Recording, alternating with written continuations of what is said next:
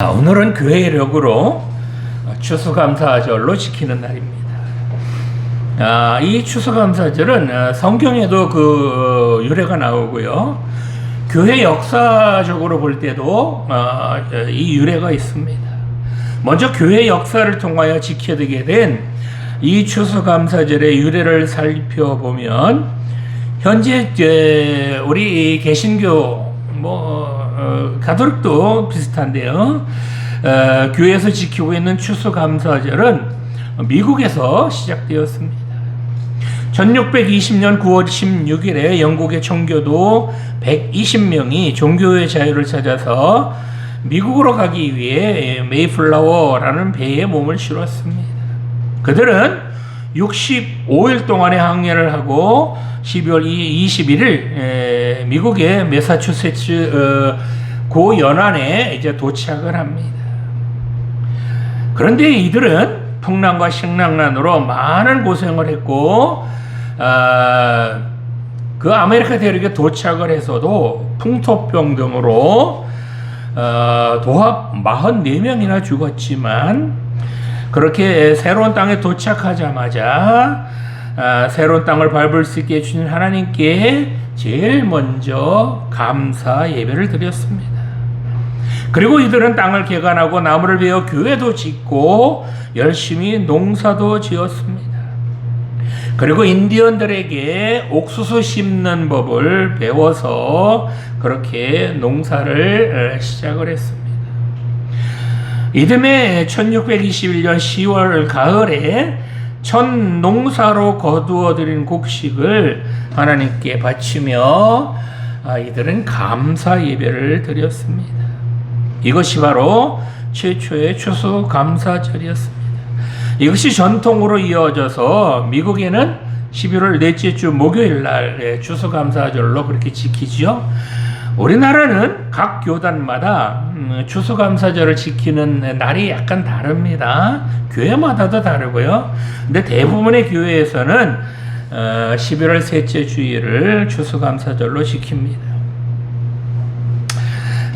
성경적으로 이 추수감사절의 유래를 살펴보면 하나님께서 이스라엘 백성들에게 지키라고 한 세 가지 중요한 절기가 있는데 바로 유월절, 맥추절, 그리고 수장절입니다.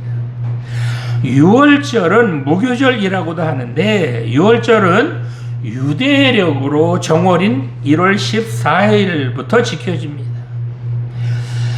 정월 15일부터 시작하여 7일간 지속되는 이 무교절을 포함하여 통틀어서 유월절이라고 합니다.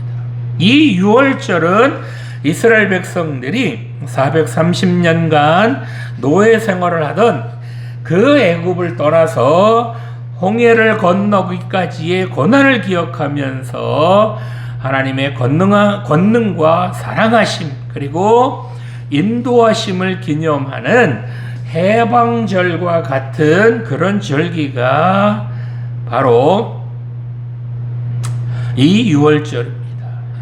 이스라엘 백성들이 반드시 지켜야 하는 두 번째 절기는 바로 맥추절로 밀을 거두는 시기에 첫 곡식단을 하나님께 드리던 그런 초실절부터 시작되는 절기입니다. 이 맥추절은 태양력으로 약 5, 6월경이며 유대력으로 보면 3월달입니다.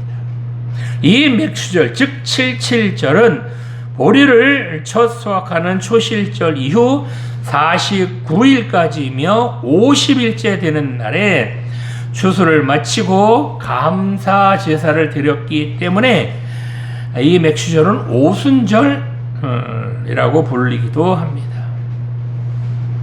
마지막으로 이스라엘 백성들이 반드시 지켜야 하는 세 번째 절기는 바로 수장절로 이 수장절은 초막절 또는 장막절이라고도 합니다. 이 수장절에는 이스라엘 백성들이 7일 동안 초막을 지어놓고 조상들이 애굽을 탈출하여 광야 40년 동안 그렇게 생활했던 것을 기념하는 절기입니다. 이 수장절은 가을철에 곡물을 추수해서 저장하게 되는 그 때를 기념하여 지키는 절기이기도 합니다. 오늘은 이스라엘 백성들이 출애굽해서 가나안 땅에 들어가서 농사를 지어서 하나님께 첫 감사를 드린 오늘날로 말하면 추수감사절과 같은 이 절기의 유래를 한번 살펴보겠습니다. 이스라엘 백성들이 애굽 땅에서 430년간 종살이를 하다가 출애굽을 했을 때 얼마나 기뻤을까요? 얼마나 감격했을까요? 그런데 하나님께서는 이런 이스라엘 백성들을 곧바로 젖과 꿀이 흐르는 그런 가나안 땅으로 들어가게 하시지 않고 어떻게 해요?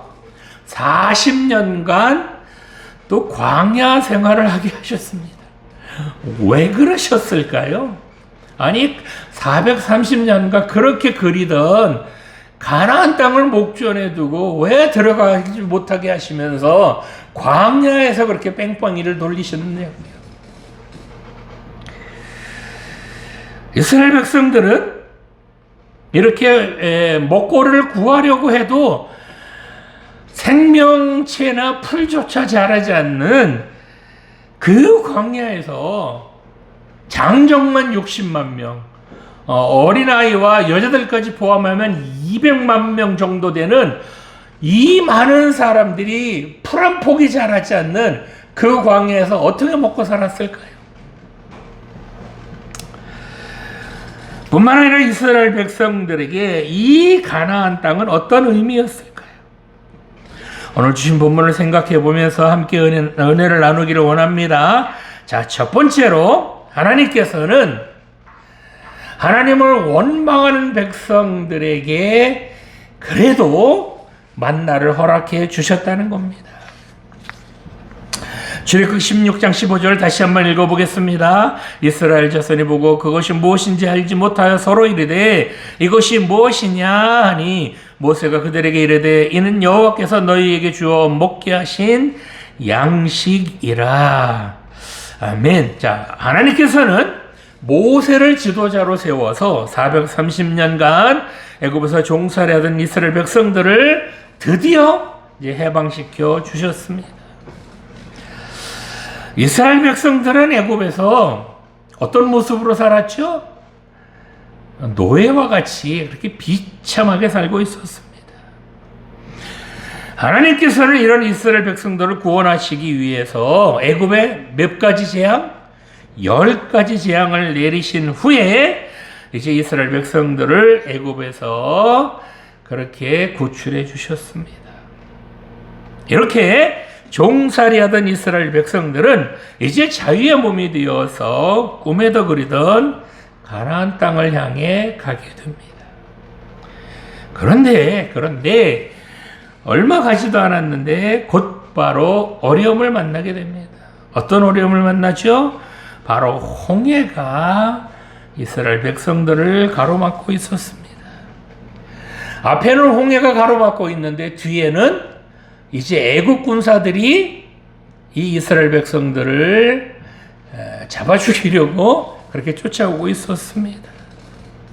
그러자 이 이스라엘 백성들은 이렇게 말합니다. 애굽에 매장제가 없어서 우리를 이 광야에서 죽게 하느냐? 우리를 내버려 두지. 왜 여기까지 끌고 왔느냐? 우리가 애굽 사람을 섬기는 것이 광야에서 죽는 것보다는 낫다. 이렇게 원망을 합니다.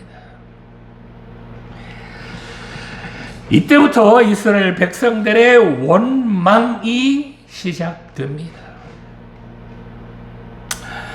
이렇게 이스라엘 백성들은 애굽에서 가지고 나온 식량이 떨어지자 또 배고프다고 하나님을 원망합니다. 그러자 하나님께서는 출애굽기 16장 4절에 보면 보라 내가 너희를 위하여 하늘에서 양식을 비같이 내리리니 백성이 나가서 일용할 것을 날마다 거둘 것이라 라고 하시면서 만나를 내려주셨습니다. 이 만나라는 뜻은 이것이 무엇이냐라는 그런 의미로 이게 만이라고 하는 것이 의문사고요. 나라고 하는 것이 요게 이제 그 히브리어 음역이 좀 잘못됐는데요. 만후 이렇게 원어에는 나와요. 후가 대명사로서 3인칭 대명사거든요. 그래서 그것이 무엇이냐 이렇게 번역할 수 있습니다. 이 만나를 이스라엘 백성들이 생전 처음 보는 거잖아요. 그래서 서로 어리둥절해서 이게 뭐지? 라고 말한 것에서 그 이름이 지어졌습니다. 이 만나는 조금 아까 출애굽기 16장 4절에 보면 하늘에서 비같이 내려주신다 라고 그렇게 말씀하셨는데, 이 말씀은 바로 하나님께서, 그 누구도 아닌 하나님께서 만나를 주셨다라는 것을 강조하는 그런 말씀입니다. 어떤 학자들은 우선 곤충의 그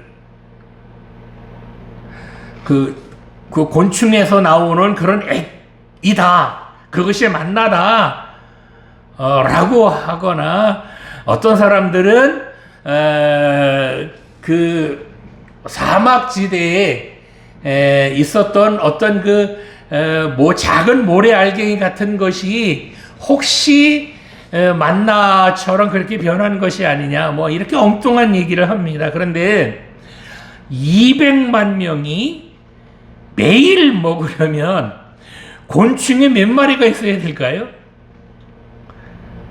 한 사람당 한 마리라도 200만 마리가 있어야 되잖아요. 근데 곤충에서 어떤 그 액이 나올지라도 조금밖에 안 나올 거 아니에요. 그죠? 적어도 뭐 1000마리, 막 2000마리 이상 돼야 한 사람 한 끼 식량 정도가 될 겁니다.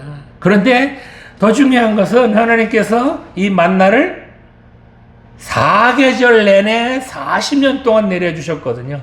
그러면 그 곤충이 4계절 내내 40년 동안 살아있어야 돼요.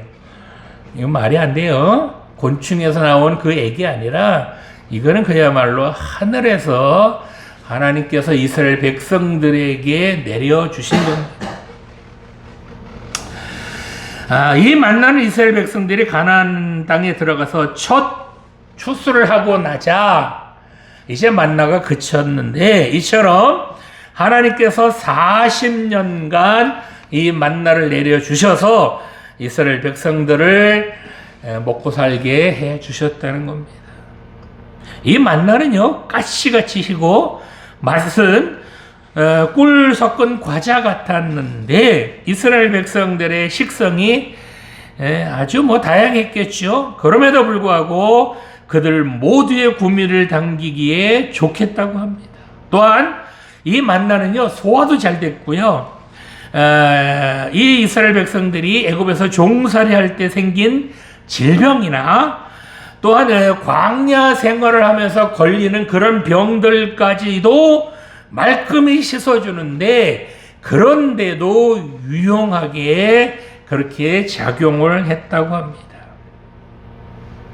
하나님께서는 이처럼 하나님을 원망하는 백성들에게 야단치거나 혼내지 않으시고 그들에게 만나를 내려주시어서 이스라엘 백성들의 배고픔을 해결해 주셨다는 겁니다. 자, 그러면 이스라엘 백성들이 애굽에서 나와서 가나안에 들어가기까지 몇 번이나 원망했을까요? 이스라엘 백성들은요, 배고프다고 원망하고 고기가 먹고 싶다고 원망하고 물이 없다고 원망하는 등등등 틈만 나면 하나님을 원망합니다. 애굽에서 가나안에 들어가기까지 이 원망이라는 단어가 총 23번 나옵니다. 한글로 보면 그래요. 근데 원어로 보면 이게 약간 좀 다릅니다. 좌우시간 23번 나오는데 사건으로 따지면 11사건에서 이 원망한 것으로 나옵니다. 한 사건에서 뭐 두세 번 이렇게 원망하다는 단어가 중복이 될 수 있으니까 11번의 사건에서 백성들이 원망한 것으로 나옵니다. 이스라엘 백성들이 광야 생활을 몇 년 했죠? 40년 했잖아요. 그런데 40년 동안 11번 원망했으니까 많이 한 건가요? 자, 따져보면 4년에 한 번 꼴 정도잖아요. 그죠? 4년에 한 번 원망한 게 많이 한 건가요? 여러분 같으면, 여러분이 만약에 광야 생활을 했다면 여러분 몇 번이나 원망하시겠습니까? 우리는 뭐 하루에도 수없이 원망할 거예요. 그죠? 4년마다 한 번 정도가 아니고 뭐 하루에도 수십 번 할 겁니다.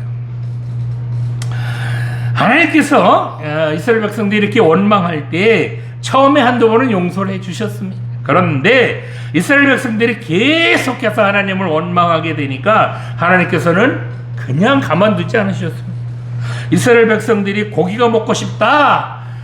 하나님, 애굽에서 종살이 할 때는 그래도 고기는 먹었는데 아주 만나만 먹으니까 지겹습니다. 고기 좀 주세요. 이렇게 하나님을 원망했다가 하나님께서 이제 메추라기를 보내주셨는데, 그런데 그들의 이빨 사이에 고기가 씹히기도 전에 큰 재앙으로 이스라엘 백성들을 치셨습니다. 자, 그러면 하나님께서는 그 불쌍한 백성들 광야에서 불평할 만하잖아요. 그것도 4년에 한 번 정도 원망하는데 그렇게 원망하는 백성들 좀 봐주시지. 한 번 원망할 때마다 하나님이 정말 가만히 안 두십니다. 막 엄청나게 죽이기도 하시고 엄청나게 재앙을 내리기도 하십니다.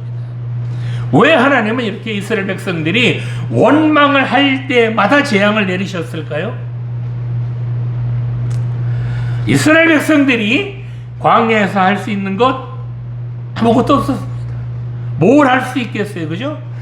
그런데 이렇게 아무것도 얻을 수 없는 광야에서 하나님께서 이 이스라엘 백성들 200만 명이나 되는 이스라엘 백성들을 다 책임져 주시는데, 먹을 거 입을 거 추우면 불기둥으로, 더우면 구름기둥으로 이 200만 명이나 되는 백성들을 지켜주시고 보호해 주셨는데 왜 원망하느냐는 겁니다.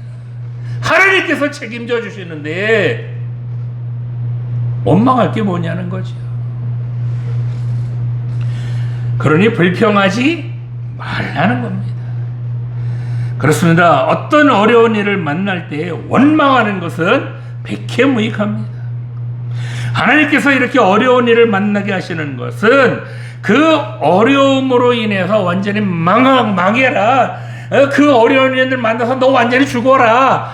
라고 그 어려운 일을 만나도록 하나님께서 그렇게 허락하셨겠습니까? 그런 것은 아니겠지요. 하나님께서 이렇게 어려운 일을 겪게 하시는 것은 바로 하나님께 기도하라고 그런 어려운 일을 만나게 하시는 것입니다. 어려운 일을 만날 때마다 우리 주인 되시는 하나님께 기도하라는 겁니다. 그런데 이스라엘 백성들은 광야 40년 동안 어려운 일을 만날 때 기도한 것이 아니라, 먼저 하나님께 무릎 꿇고 기도한 것이 아니라 먼저 불평이 터져 나왔다는 겁니다. 그런데 백성들의 지도자였던 모세 한번 보세요. 이 모세는 이스라엘 백성들처럼 어려운 일을 만날 때마다, 힘든 일을 만날 때마다 이스라엘 백성들처럼 하나님을 원망한 것이 아니라 그 자리에서 무릎 꿇고 늘 기도하는 사람이었습니다. 그렇습니다. 원망은 문제를 해결하지 못하지만 기도는 바로 문제를 해결하는 열쇠라는 것 여러분 명심하시기 바랍니다. 원망을 하면 할수록 여러분에게 닥친 문제가 더 커지면 커졌지 줄어들지는 않습니다. 그러나 어떤 어려운 일을 당했을 때 기도하면 그 어려운 일을 하나님께서 해결해 주신다는 것 명심하시기 바랍니다. 그래서 어떤 어려운 일을 만날 때 제일 먼저 하나님께 기도하는 법을 배우라고 이렇게 어려운 일을 만나게 해 주신 것입니다. 오늘 예배 드리시는 성도 여러분, 어떤 어려운 일을 만날지라도 원망하거나 불평하거나 이러지 마시고 먼저 기도하시기 바랍니다. 이렇게 기도하면 어떤 어려운 일도 어떤 힘든 일도 하나님께서 다 해결해 주실 줄 믿으시기 바랍니다. 하나님께서 기도하라고 그러셨잖아요. 야, 어려움 만나면 기도해라. 기도하라는 얘기는 뭐 한다는 얘기예요? 하나님께서 기도하면 책임져 주신다는 거잖아요. 그러니까 기도하라는 거잖아요. 이거 믿어야 합니다. 자, 하나님은 이런 분이십니다. 이 하나님 여러분 꼭 붙들고 사셔서 어떤 일을 만날지라도 불평하거나 원망하지 않고 그런 일을 만날지라도 늘 감사하는 우리 모두가 되시기를 간절히 소망합니다. 자, 두 번째로 이렇게 감사하려면 하나님께 순종해야 된다는 겁니다. 신명기 8장 3절 말씀 보겠습니다. 너를 낮추시며 너를 줄이게 하시며 또 너도 알지 못하며 네 조상들도 알지 못하던 만나를 내게 먹이신 것은 사람이 떡으로만 살 것이 아니요 여호와의 입에서 나오는 모든 말씀으로 사는 줄을 네가 알게 하려 하심이니라. 아멘. 자, 본문에서 하나님께서 이스라엘 백성들에게 만나를 먹이신 이유가 뭐라고요? 바로 사람이 떡으로만 사는 것이 아니라 여호와의 입에서 나오는 모든 말씀으로 사는 줄을 알게 하시려고 하셨다는 거예요. 사람이 떡으로만 사는 것이 아니다라는 말씀은요, 사람이 떡 없이 하나님 말씀으로만 살 수 있다라는 그런 말씀은 아니에요. 아니, 우리가 육체를 가진 인간인데 먹지 않고 어떻게 살아요, 그죠? 이런 말씀은 자신에게 필요한 것들을 스스로 충족시키려 하느냐, 아니면 자신에게 필요한 것을 하나님께 의존하는지를 비교하는 그런 말씀입니다. 즉, 하나님께 의존하며 사는 사람은 항상 하나님과 동행하며 하나님의 말씀에 귀를 기울여 살기 때문에 하나님의 말씀은 단 한마디라도 놓치지 않고 그 말씀대로 순종하는 그런 자세로 살게 된다는 겁니다. 이렇게 하나님 말씀 정말 한마디도 빼놓지 않고 그 말씀에 순종하려고 애쓰는 이런 사람들을 하나님께서 책임져 주시고 부족한 것도 넉넉하게 채워주신다는 것 여러분 명심하시기 바랍니다. 이런 말씀을 현장에서 체득한 사람들이 본문에 나오는 이스라엘 백성들입니다. 광야 40년 동안 이스라엘 백성들은 오로지 하나님 말씀만을 붙들고 살았습니다. 광야에서 살면서 하나님 말씀 붙들지 않으면요 다 죽거든요. 그러니까 어쩔 수 없이라는 말이 조금 생각해 봐야 되겠지만 좌우시간 하나님 말씀에 순종하지 않으면 다 죽어요. 그러니까 하나님 말씀에 순종할 수밖에 없습니다. 그래서 하나님께서 가라라고 하시면 즉시 자리를 털고 일어났고요. 멈춰라라고 하시면 그곳에 짐을 풀었습니다. 이렇게 하나님 말씀에 순종한 사람, 그 사람들만 가나안 땅에 들어갔다는 건 여러분 명심하시기 바랍니다. 그렇습니다. 광야 이 40년은 바로 이스라엘 백성들이 하나님의 말씀에 순종하는 훈련을 한 것입니다. 이 광야에서 살아남으려면 오로지 하나님께 순종해야 된다는 것을 배운 것입니다. 이렇게 말씀에 순종하는 이 훈련을 통과해야 가나안 땅에 들어갈 수 있었습니다. 신명기 8장 16절 말씀을 보면 내 조상들도 알지 못하던 만나를 광야에서 내게 먹이셨나니 이는 다 너를 낮추며 너를 시험하사 마침내 내게 복을 주려 하심이었느니라 라고 말씀하셨습니다. 만나를 주신 것, 그것이 뭐라고요? 복을 주시려고 만나도 주셨다라는 겁니다. 그렇습니다. 이 광야 40년은 그래서 고통의 길, 힘든 길, 어려운 길이 아니라 버려야 할 것을 버리는 그런 순종의 훈련이었고 끊어야 할 것을 끊어내는 그런 결단의 훈련이었습니다. 하나님께서 약속하신 그 가나안 땅으로 들어가는데 필요 없는 것, 있어서는 안 되는 것들을 제거하는 그 훈련, 그런 제거하는 훈련하는 장소, 그것이 바로 이 광야였다는 겁니다. 하나님께서는 이처럼 이 광야에서 이스라엘 백성들을 끊임없이 낮추는 훈련을 하셨고 하나님 말씀에 순종하는 훈련을 계속하셨습니다. 오늘 예배드리시는 청년 여러분, 오늘날 우리가 살아가는 이 세상도 하나님께서 여러분들을 훈련시키는 광야와 같습니다. 우리가 하나님 자녀잖아요. 하나님 자녀로서 있어서는 안 되는 것들, 아니 오히려 죄짓게 하는 것들, 영적인 가나안 땅인 하나님 나라에 들어갈 때 거추장스러운 것들을 떨어버리도록 그렇게 훈련받는 장소, 그래서 하나님 말씀에 순종하는 그런 훈련을 하는 장소, 그것이 바로 여러분들이 사는 삶의 터전이라는 겁니다. 우리가 살아가는 이곳에서 우리들이 이 훈련을 잘 통과하려면 바로 방법은 딱 하나, 오로지 하나님 말씀에 순종해야 한다는 겁니다. 이 광야 훈련을 잘 통과하려면 하나님 말씀대로 사는 것 말고는 방법이 없다는 겁니다. 이렇게 우리들의 생각과 뜻을 포기하고 하나님 말씀대로 하나님 뜻대로 살아가야 이 광야 같은 세상에서 낙오하지 않을 수 있다는 겁니다. 광야에서 낙오한 사람들 엄청나게 많았잖아요. 우리도 그런 사람이 되면 안 되잖아요. 어떤 분들은 이렇게 내 뜻과 내 생각을 포기하고 살면 손해가 아니냐, 왜 이렇게 사느냐라고 말합니다. 여러분 한번 생각해 보시겠어요? 여러분이 생각하는 것, 아니 하나님이 생각하는 것 말고 여러분이 생각하는 것, 그것들이 하나님께서 기뻐하실 만한 그런 생각들이실까요? 여러분의 뜻이 하나님께서 흡족해 하실 만한 그런 것들입니까? 하나님 말씀대로 사는 것이 정말 손해일까요?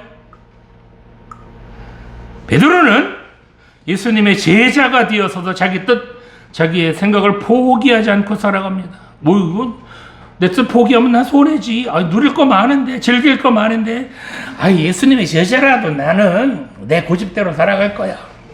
이렇게 살아갑니다. 자, 그런데 이렇게 자기 뜻대로 사니까 베드로가 뭐만 해요? 하는 일마다 문제를 일으킵니다. 나중에는 뭐예요? 예수님을 부인하고 저주까지 하게 됩니다. 이렇게 자기 뜻, 자기 생각대로 사니까 주님께서 뭐라 그래요? 사탄아 물러가라! 라고 책망만 받게 됩니다. 그런데 베드로가 디베라 바닷가에서 부활하신 주님을 만나서 내가 나를 사랑하느냐 3번 물으실 때 그렇게 변화됩니다. 이렇게 주님을 만나서 변화된 후에는 자기의 생각, 자기의 뜻을 꺾고 하나님 뜻대로, 하나님 말씀대로 살아갑니다. 이렇게 하나님 말씀대로 살아가니까 자기 뜻대로, 자기 생각대로 살 때 하지 못했던 엄청난 일들, 즉 예수님께서 이 베드로를 제자로 부르실 때 뭐라 그러셨어요? 네가 사람을 낚는다, 사람 낚는 어부가 되게 할 거다 라고 말씀하셨던 그 말씀처럼 많은 사람들을 구원하는 일에 이 베드로가 쓰임을 받습니다. 베드로가 부활하신 주님을 만나고 나서 자기 생각, 자기 뜻을 포기했을 때 엄청난 일을 했다는 겁니다. 사도 바울도 마찬가지입니다. 부활하신 주님을 만나기 전에는 그저 예수님 믿는 사람들 죽일 궁리만 하던 그런 사람이 부활하신 주님을 만나서 변화되고 난 후에는 사람들을 살리는 일에 자기 목숨을 겁니다. 이게 바로 신앙의 역설입니다. 여러분 자신을 버리면 더 큰 것을 얻을 수 있습니다. 다시 한번 말씀드리겠습니다. 여러분 자신을 버리면 더 큰 것 얻을 수 있다는 것 명심하시기 바랍니다. 이런데도 내 뜻대로 사는 것이 손해라고 내 생각대로 사는 것이 바보다 라고 그렇게 생각하시겠습니까? 내 뜻과 내 생각을 포기하고 하나님 말씀대로 살아야 하나님께서 맡겨주신 사명을 잘 감당할 뿐만 아니라 더 큰 일도 맡겨주실 줄 믿으시기 바랍니다. 하나님 말씀에 순종해야 이 시대에 하나님 일꾼으로 크게 쓰임받는다는 것 명심하시기 바랍니다. 자, 마지막으로 감사하는 자에게 기쁨과 감격을 주신다는 겁니다. 여호수아 5장 12절 말씀 보겠습니다. 또 그 땅의 소산물을 먹은 다음 날에 만나가 그쳤으니 이스라엘 사람들이 다시는 만나를 얻지 못하였고 그 해에 가나안 땅의 소출을 먹었더라. 아멘. 자, 이스라엘 백성들이 꿈에 그리던 가나안 땅에 들어가고 나서 그 땅에서 나는 소산물을 먹은 다음 날 만나가 그쳤다는 겁니다. 만나는 광야 생활을 하는 동안 이스라엘 백성들이 먹었던 그들의 주식이었죠. 주식. 그죠?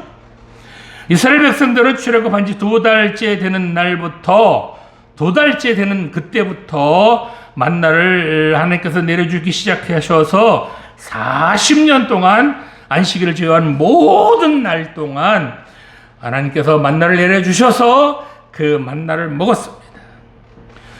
이 만나는 먹을 것을 얻을 수 없었던 광야에서 하나님께서 한시적으로 주시던 그런 음식이었습니다.